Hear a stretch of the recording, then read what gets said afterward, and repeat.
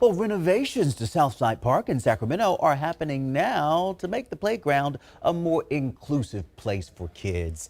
And as ABC 10's Lena Howland explains, this is part of one man's mission to carry out his son's dream. It's back to work for Marc Lever Actually, the last 3 weeks I've been here every day.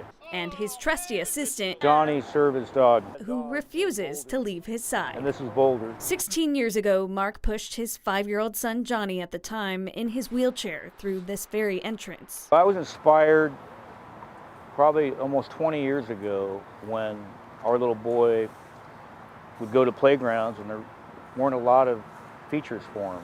That's when the Universal Universe Playground was unveiled, with Johnny front and center, a concept new to Sacramento back then, with all-inclusive play structures, padded surfaces, access ramps, and handrails. And it was just a great spot to come. But after more than a decade of growing up on this inclusive playground, his son Johnny passed away from meningitis complications in 2019. And then I just thought after he passed away, it was just a way for me to reach out to the community and make sure other kids had the opportunity that he had. Noticing the park had fallen into disrepair, Marc approached the city and began fundraising.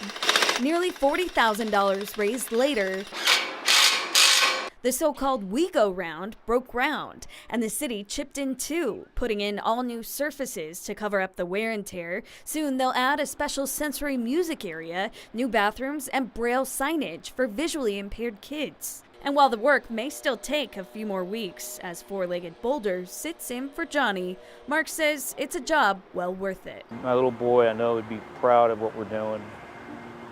Johnny, I know he's looking down. And Marc, we thank you so much for your great work. Contractors say that We Go Round will be open by Christmas, but most of the playground should be open for kids of all abilities by next week.